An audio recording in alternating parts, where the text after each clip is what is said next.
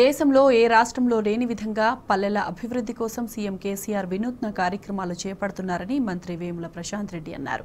పల్లె ప్రగతి మంచి ఫలితాలను ఇస్తుందని ప్రశాంత్ రెడ్డి తెలిపారు.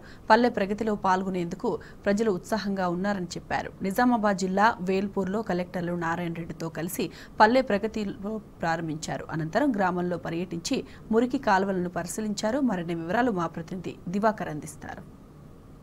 ప్రతిష్టాత్మకంగా చేపట్టిన పల్లె ప్రగతి కార్యక్రమాన్ని మంత్రి ప్రశాంత్ రెడ్డి గారు కలెక్టర్ గారితో కలిసి ప్రారంభించడం జరిగింది. వేల్పూర్లో ఆయన వాడవాడలో పర్యవేక్షిస్తూ ఇక్కడ ఉన్నటువంటి మురికి కాలువలను కూడా ఆయన పరిశీలించడం జరిగింది. అయితే పల్లె ప్రగతి కార్యక్రమం వల్ల ఇప్పటికే ఎన్నో విజయాలు సాధించడం జరిగింది, సత్ఫలితాలను ఇస్తుంది. గతంలో ఎలాంటి సత్ఫలితాలు ఇచ్చాయి, ఎలాంటి ఫలితాలు వచ్చాయి, ఈసారి ఎట్లా ఉండబోతుంది సార్? ఈ పల్లె ప్రగతిలో భాగంగా ఏ కార్యక్రమాలు చేస్తారు? గౌరవ ముఖ్యమంత్రి కేసీఆర్ గారు తీసుకున్నటువంటి ఒక వినూత్నమైన కార్యక్రమం ఇది దేశంలో ఏ రాష్ట్రంలో ఏ ముఖ్యమంత్రి కూడా చేపట్టలేదు.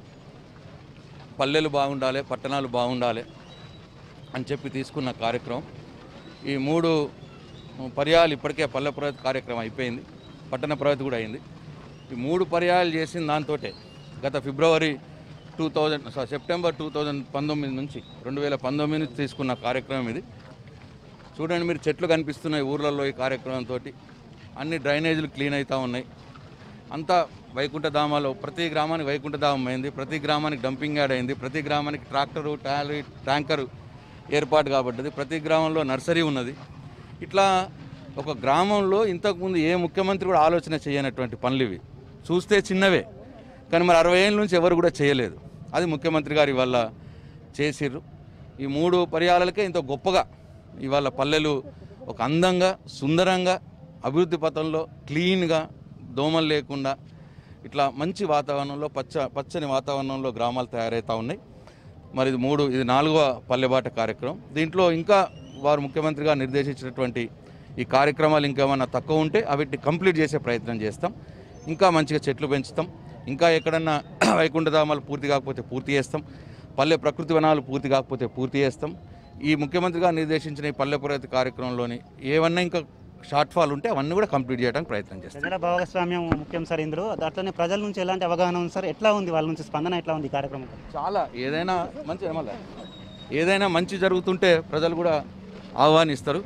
డెఫినెట్గా ఇవాళ ప్రజల కళ్ళ ముందే కనిపిస్తూ ఉన్నాయి ఇవన్నీ. అందుకోసం చూస్తున్నారు కదా, పల్లె ప్రగతిలో ప్రజలంతా భాగస్వాములై వాళ్ళు ముందుకు వస్తూ ఉన్నారు. పల్లె ప్రగతి కార్యక్రమం అన్ని గ్రామ పంచాయతీలు, అదేవిధంగా అన్ని మున్సిపాలిటీ పరిధిలో పల్లె ప్రగతి, పట్టణ ప్రగతి కార్యక్రమం ప్రారంభించుకోవడం జరిగింది. ముఖ్యంగా ఈరోజు అన్ని గ్రామాలలో, అన్ని వార్డులలో గ్రామ సభలు, వార్డు సభలు నిర్వహిస్తూ అక్కడ ప్రగతి నివేదికను, అంటే ఆ ప్రాంత ప్రజలకు ఇప్పటి వరకు ఏం జరిగింది అని కన్సర్న్ ఆఫీసర్స్ ప్రగతి నివేదికను సమర్పించడం జరుగుతుంది. ప్రగతి నివేదిక తర్వాత మళ్ళీ ఇప్పుడు చేయబోయే డ్రాఫ్ట్ ప్లాన్స్ గురించి ఎక్స్ప్లెయిన్ చేయడం జరుగుతుంది.